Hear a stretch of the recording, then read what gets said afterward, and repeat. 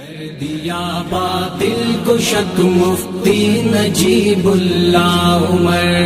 تاجمان دین حق مفتی نجیب اللہ عمر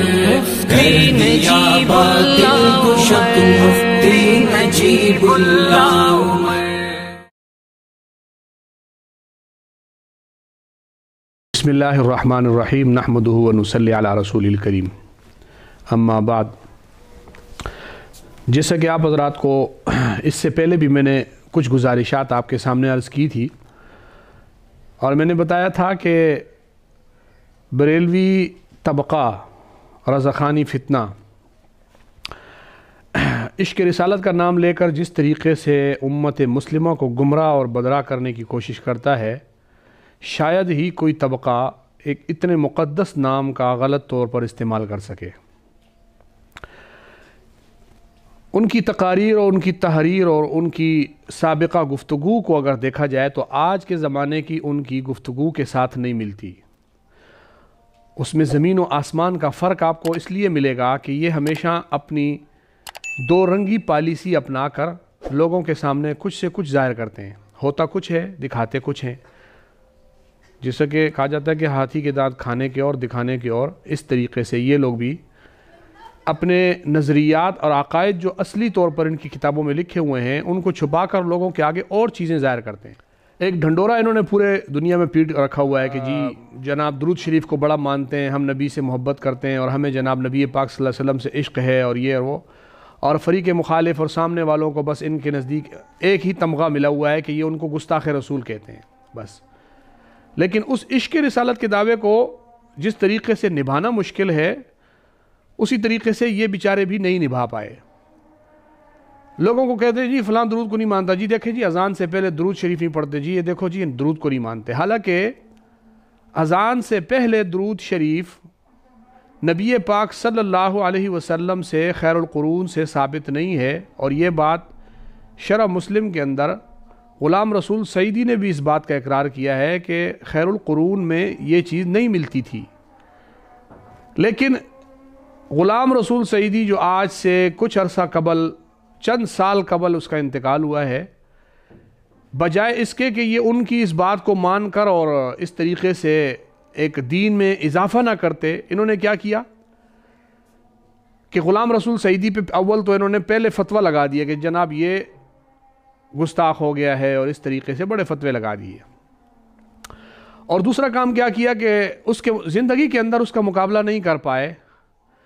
اور اس کے مرنے کے بعد جو انہوں نے اس کی کتاب وہ شرح صحیح مسلم چھاپی، اس میں سے اس پورے کے پورے عنوان کو ہی چینج کر کے رکھ دیا، تبدیل کر کے رکھ دیا۔ اب یہ مصنف کے مر جانے کے بعد اس کے عنوانوں کو تبدیل کر دینے کا کام جو بریلویت نے کیا ہے، یہ بریلوی اپنے اصولوں کی روشنی میں کن کن باتوں اور کن فتووں کے مستحق ٹھہرتے ہیں انشاءاللہ وہ پھر کبھی صحیح، لیکن اتنا بتانا مقصود تھا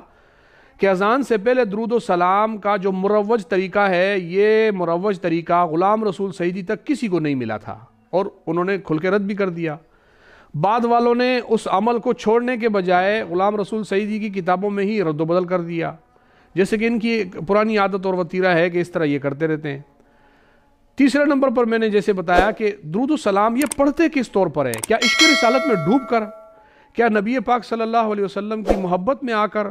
اور کیا نبی پاک صلی اللہ علیہ وسلم کے عشق سے لبریز ہو کر پڑھتے ہیں؟ تو ایسا آپ سوچ رہے ہیں تو بالکل غلط سوچ رہے ہیں۔ اس کی وجہ کیا ہے؟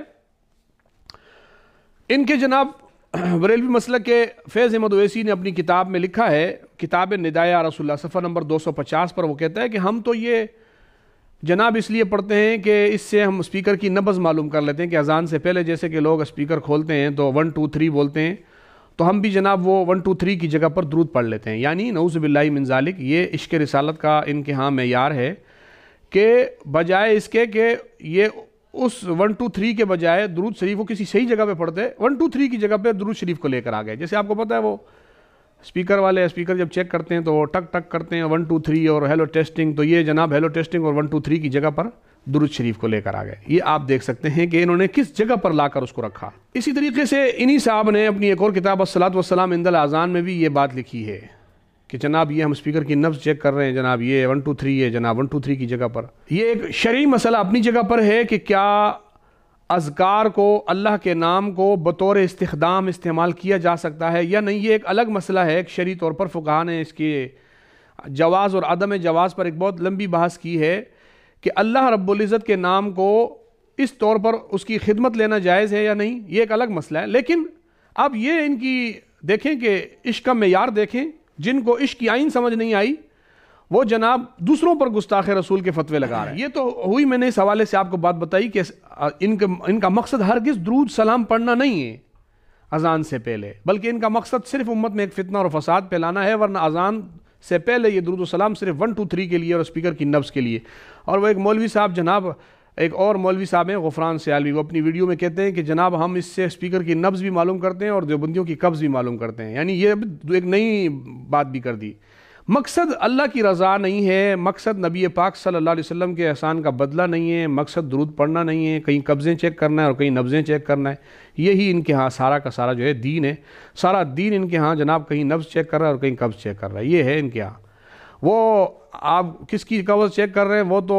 آپ کو جو ہے انشاءاللہ ہماری یہ ویڈیوز آ رہی ہیں، اس سے پتہ چل رہا ہے کہ کتنے لوگوں کی قبضیں کھل رہی ہیں اور بند ہو رہی ہیں، وہ تو آپ کو پتہ چل رہا ہے، لیکن یہ ان کی صورتحال ہے۔ اسی طریقے سے ایک اور مسئلہ ان کے درمیان میں اٹھا، جب ہم لوگوں کو یہ کہتے ہیں کہ دیکھو درود ابراہیمی پڑھا کرو، ہم کہتے ہیں نبی پاک صلی اللہ علیہ وسلم سے صحابہ نے پوچھا تو آپ صلی اللہ علیہ وسلم نے درود ابراہیمی کا حکم دیا۔ سب سے جو بڑی بات ہے وہ کیا ہے کہ صحابہ اکرام کے سوال کے جواب میں آپ صلی اللہ علیہ وسلم نے فرمایا کہ اللہم صلی علی محمد، درود ابراہیمی کا آپ نے بتایا کہ یہ پڑھا کرو، پورا درود ابراہیمی۔ ایک دوسرا یہ ہے کہ درود ابراہیمی ایک بڑا لمبا درود ہے، عام جو درود پڑھے جاتے ہیں ان سے یہ کافی طویل اور لمبا ہے، دوسری اس کے اندر خوبی۔ تیسری جو سب سے بڑی خوبی ہے وہ یہ ہے کہ درود ابراہیمی نماز میں پڑھی جاتی ہے، اور نماز کی عبادات، نماز چونکہ خود ایک اہم عبادت ہے، اس کے اندر کیے جانے والے اعمال بھی اہم اعمال ہیں، اس کی تسبیحات، اس کے اعمال، وہ سب بڑے بڑے اعمال ہیں۔ تو درود ابراہیمی جو ہے وہ ایک بڑا عمل بھی ہے نماز میں ہونے کی وجہ سے۔ لیکن آپ کو حیرانگی ہوگی کہ اذان سے پہلے 1 2 3 کی جگہ پر درود و سلام پڑھنے والے اور نبض چیک کرنے والے، چیک کرنے کے طور پر درود و سلام پڑھنے والوں کا آپ دیکھیں کہ ان کے کتنی نبی سے محبت ہے کہ وہ کہتے ہیں کہ جناب ہم درود ابراہیمی جناب وہ تو کیسے پڑھیں گے جی۔ ان کے مفتی احمد یار خان نعیمی، اس نے اپنی کتاب نور العرفان میں اس کو لکھا ہے کہ درود ابراہیمی کو اس نے ناجائز لکھا ہے کہ یہ نہیں پڑھ سکتے۔ سوال یہ ہے کہ کیوں نہیں پڑھ سکتے؟ ظاہر ہے ان کو تو یہ دل میں ہے نا کہ یار یہ تو درود ابراہیمی تو وہ لمبا بھی ہے، بڑا بھی ہے، نماز والا بھی ہے، اور پھر اس کی تعلیم دیوبندی بھی دیتے ہیں، اہل سنت والجماعت کہتے ہیں پڑھو پڑھو۔ یہ کام نہیں کرنا جو یہ کہتے ہیں، بھلے وہ درود ہو، بھلے وہ بڑا درود ہو، بڑے وہ نبی پاک صلی اللہ علیہ وسلم کی قول پر عمل کرنا ہو، بھلے وہ نماز والا عمل ہو، وہ نہیں کرنا۔ ایک اور کام کرنا ہے جو جناب انہوں نے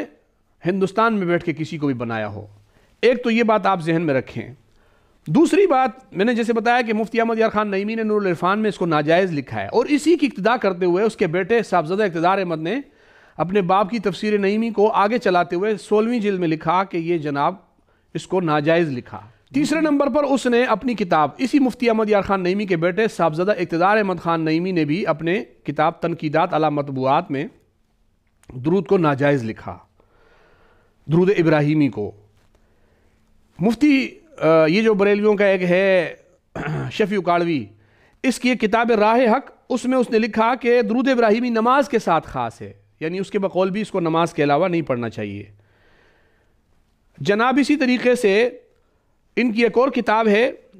استمداد از عباد الرحمن، اس میں ہے کہ جناب درود و سلام چونکہ دونوں پڑھنے کا حکم ہے، لہٰذا جس نے درود ابراہیم پڑھا وہ گناہگار ہوگا کیونکہ اس میں صرف درود ہے۔ یہ تو ہو گئے ان کے درود کے حوالے سے وہ مسائل جو ان کی کتابوں میں لکھے ہوئے ہیں کہ یہ درود ابراہیمی کے دشمن ہیں، یہ درود ابراہیمی کو ناجائز کہنے والے ہیں، اور نبی پاک صلی اللہ علیہ وسلم کے پسندیدہ اور صحابہ اکرام کے پسندیدہ درود کو ناجائز کہنے والے ہیں۔ اور اسی طریقے سے ان کی ایک اور کتاب رسائل اعلیٰ حضرت، اس میں ایک اور حوالہ لکھا ہوا ہے کہ صلی اللہ علیہ وسلم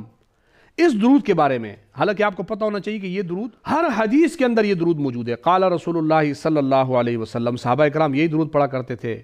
بخاری، مسلم، ترمذی، ابو داود، نسائی، ابن ماجہ، آپ حدیث کی جتنی کتابیں اٹھائیں، بلکہ روایات جتنی بھی اٹھائیں، سب میں آپ کو تقریباً جو نبی پاک صلی اللہ علیہ وسلم سے مروی ہوں گی ان میں یہ درود کا لفظ ضرور ملیں گے، قال رسول اللہ صلی اللہ علیہ وسلم۔ رسائل اعلی حضرت میں لکھا ہے کہ یہ بدعت سیئہ ہے، اس درود کو پڑھنے کو بھی بدعت سیئہ قرار دیا گیا ہے۔ میں آپ سے یہ کہہ رہا ہوں کہ آپ یہ چیزیں نوٹ کریں، آپ دیکھیں کہ جناب یہ کیا ہو رہا ہے،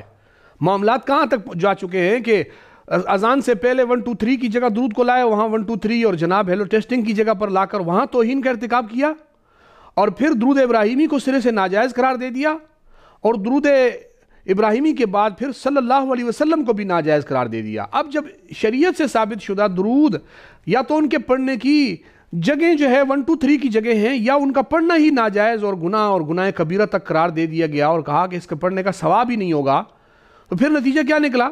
صلی اللہ علیہ وسلم پڑھنا بھی بدعت سیئہ ہو گیا۔ نتیجہ کیا ہے؟ اب کون سا ہم درود پڑھیں؟ جناب ہمارے پاس ایک میڈ ان ہندوستان درود ہے نا، وہ پڑھ لیں، مصطفیٰ جان رحمت پہ لاکھوں سلام، جس میں یہ نہیں پتہ چل رہا کہ جناب یہ مصطفیٰ کون، کس کو مخاطب ہے کیا جا رہا ہے، جان رحمت سے مراد کون ہے۔ آج تک یہ اس بات کا تعین نہیں کر پائے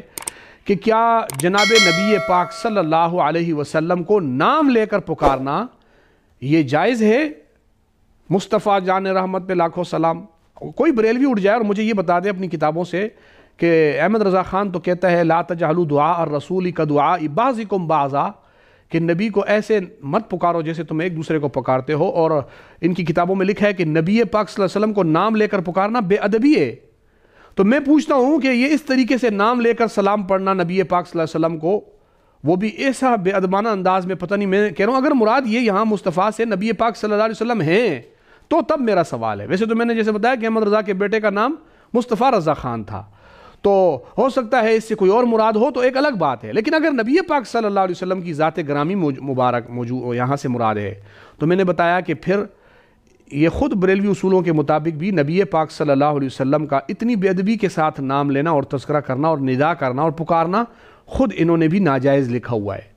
اس پوری شاعری میں آپ جا کے دیکھیں، پھر اس شاعری کے اندر آگے چل کر جائیں تو الفاظ اتنے عجیب ہیں کہ آپ کا دل بھی برداشت نہیں کرے گا ان الفاظ کو پڑھنے کا، بلکہ وہ الفاظ کا آج تک کوئی دفاع بھی نہیں کر پایا۔ میں نے اس پہ ویڈیوز ہی بنائی ہوئی ہیں، عزت بعد ذلت پہ لاکھوں سلام، اس طریقے سے نبی پاک صلی اللہ علیہ وسلم کی طرف ذلت کی نسبت کرنا، غیظ قلب ضلالت پہ لاکھوں سلام۔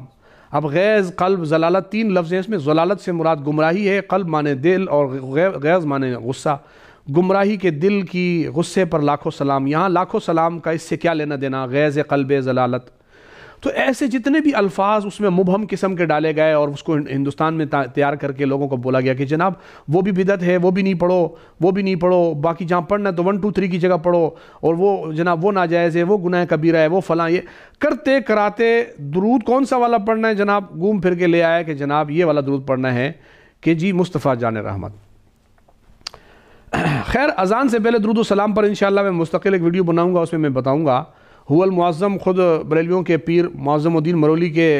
سوانح حیات پر چھپی ہوئی کتاب ہے، اس میں لکھا ہوا ہے کہ جس طریقے سے مسلمان خالص اشیاء سے محروم ہو گئے ہیں کہ ان کو نہ خالص دودھ ملتا ہے نہ کوئی خالص گھی ملتا ہے، ایسے ہی خالص اذان سے بھی محروم ہو گئے ہیں کہ اب اذان میں بھی ملاوٹیں آنے شروع ہو گئی، اور اس کے اندر بھی جناب یہ الفاظ ڈال دیے گئے اذان سے پہلے اور بعد میں، اور اب تو اذان سے پہلے اور بعد میں تو چھوڑیں، اب تو پتہ نہیں کیا کیا ڈال دیا گیا۔ اب اذان سے پہلے ایک نیا جملہ بڑھا دیا کہ جی اذان کا وقت ہو چکا ہے، جی ابھی یہ اپنی باتیں بند کریں اور اذان سنیں، اور جناب یہ تو آپ ابتدا کی آپ نے، یہ انتہا کہاں جا کے پہنچے گی؟ اذان سے پہلے ایک تقریر ہوتی ہے 2 منٹ کی کہ جی اذان ہو رہی ہے، جی باتیں بند کرو، جی فلاں، یہ پھر آہستہ آہستہ یہ آگے چلے گا، پھر اس پہ لیکچر شروع ہو جائیں گے، پھر اذان سے پہلے لیکچر ہوگا، اذان کے بعد بھی لیکچر ہوگا، پھر پتہ نہیں کہاں سے کہاں بات چلی جائے گی۔ تو علماء کرام نے اذان کے علاوہ الصلاۃ کی تصویب کے بارے میں علماء کا اختلاف رہا ہے کہ کیا صرف اذان کے بعد الصلاۃ کہہ سکتے ہیں یا نہیں لوگوں کو بلانے کے لیے۔ یہاں تو انہوں نے پتہ نہیں کیا کر دیا، اذان کے ساتھ اضافہ جات کی ایسی لائن لگائی، اور الیاس قادری صاحب ویڈیو میں کہتے ہیں کہ جناب ہم مسلمانوں کو نئی چیزیں ایجاد کرنے کی اجازت ہے، اور وہ اور لوگوں کو رستے دے رہے ہیں کہ جناب بناؤ، دبا کے بناؤ، جتنی آپ اور چیزیں ایجاد کر سکتے ہو کرو، کہ جی ہم تو عشق کے نام پہ کر رہے ہیں، جی ہمیں تو نبی سے محبت ہے، جی دیکھو عشق ہے تو محبت ہے، تو لہٰذا ہم عشق سے مغلوب ہو کر اور محبت سے مغلوب ہو کر جناب ہم تو سب کچھ کر سکتے ہیں۔ تو یہ جو آپ نے اپنے لیے سب کچھ کا دروازہ کھولا ہوا ہے نا، یہ نتیجہ کہاں جا کے پہنچے گا کہ آپ کے لوگ بھی آپ کو پھر روک نہیں پائیں گے۔ اب آپ کے لوگ خود باقاعدہ کہہ بھی رہے ہیں یہ بدعت ختم کرو، یہ بدعت ہمارے اندر سے ختم کرو، یہ ختم کرو، لیکن